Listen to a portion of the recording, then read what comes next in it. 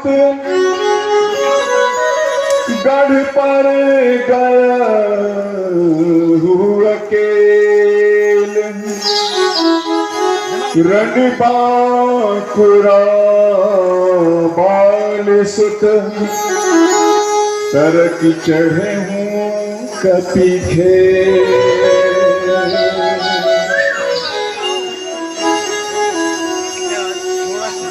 बहुत ही सुंदर आज का आयोजन, और मैं आप सभी से अनुग्रह करूंगा कि आप सब आ करके, चूंकि गोसाई जी महाराज कहते हैं कि कलयुग तरण उपायन कोई राम भजन रामायण कोई, कलयुग में और कुछ बचा तो नहीं है, जीवन भर काम करना है। और मनुष्य के या जीव के स्वाभाविक विकार काम क्रोध लोभ मोह अहंकार, ये कलयुग के भी लक्षण है। कलयुग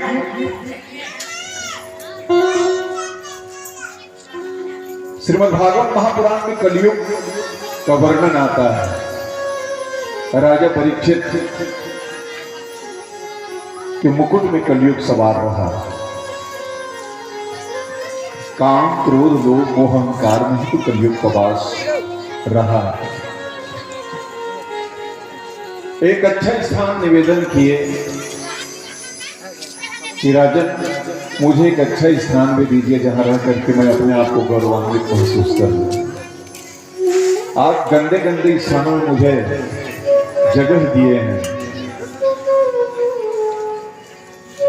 कुछ तो भी मेरा भी कर्म अच्छा रहा होगा, इसलिए मुझे कुछ एक तो स्थान अच्छा दे दीजिए। तो राजा परीक्षित उनके अनुनय से स्वर्ण में वास दे दिए कलयुग को, और परिणाम यूं हुआ कि परीक्षित स्वर्ण मुकुट पहने हुए थे, उसी क्षण तत्क्षण कलयुग उनके स्वर्ण मुकुट में सवार हो गया। और एक धर्म धुरंधर राजा जिनसे कभी अनैतिक कृत्य नहीं होता था, ऐसी स्थिति बन गई कि तत्काल एक मरा हुआ सर्प एक ऋषि के गले में डाल गया। और कलयुग महाराज को, राजा परीक्षित को मृत्यु तक ले गया। परीक्षित का मृत्यु तय हो गया, 7 दिन के अंदर तुम्हें मरना है।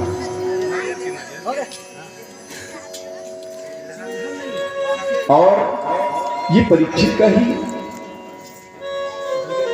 दिनचर्या नहीं ना, उनका जीवन नहीं है। 7 दिवस में हम सभी को यहाँ से जाना है, इस संसार से जाना है। 7 दिन के अलावा ऐसा कोई दिन नहीं है। इसी 7 दिन के अंदर हम सबकी भी मृत्यु तय हुई है। 7 दिन के अंदर हम सबको भी जाना है। तो मेरा कहने का मतलब यह है कि कलयुग में हम लोग वास कर रहे हैं, हमारे अंतःकरण में काम क्रोध लोभ मोह अहंकार बसा हुआ है, बैठा हुआ है। उनकी निवृत्ति के लिए हम सोचते भी नहीं हैं। श्रीमद्भागवत महापुराण मरा कैसे जाए, मरना कैसे चाहिए, ये सिखाती है। और रामचरितमानस जीना कैसे चाहिए, ये सिखाती है। हमारा कर्तव्य बनता है, क्योंकि जो जीना सीख गया, जिनको जीने की कला आ गई, जीते जी अपने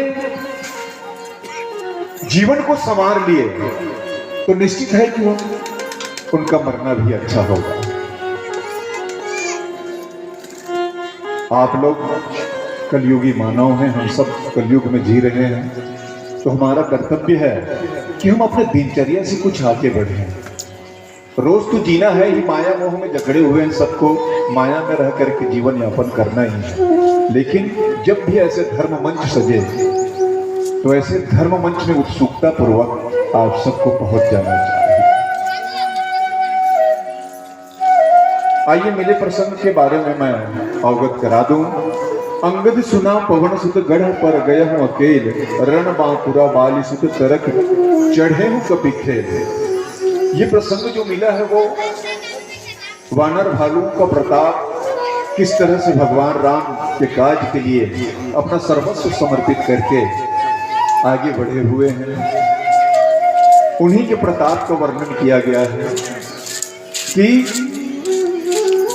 किस तरह से युद्ध स्थल में लड़ाई तो है। लंका कांड माने लड़ाई कांड, ल माने लड़ाई, कांड माने घटना। तो लड़ाई की घटना जिस कांड में है उन्हें लंका कांड कहा गया है। और हम सब के जीवन में लड़ाई ही तो है, हक और अधिकार की लड़ाई। हम लोग अपने इंद्रियों को काबू में नहीं रखते। इंद्रिय 5 ज्ञानेंद्रिय और 5 कर्मेंद्रिय, जिसमें मन का बहुत बड़ा योगदान होता है। मन को जो काबू में कर लिया तो समझ लीजिए वो एक अच्छा जीवन जी लिया, उनका चरित्र अच्छा है। मन के हारे हार, मन के जीते जीत। और एक और बात है कि मन ही बंधन और मोक्ष का कारण होता है। मन यदि परमात्मा में लग जाए तो वही मोक्ष का कारण बनता है। और मन यदि वासना में लग जाए, माया में लिप्त हो जाए, तो यही बंधन का कारण बनता है। जैसे एक ताला की एक चाबी होते और वही चाबी में ताला खुलते भी है, वही चाबी में बंद होते हैं।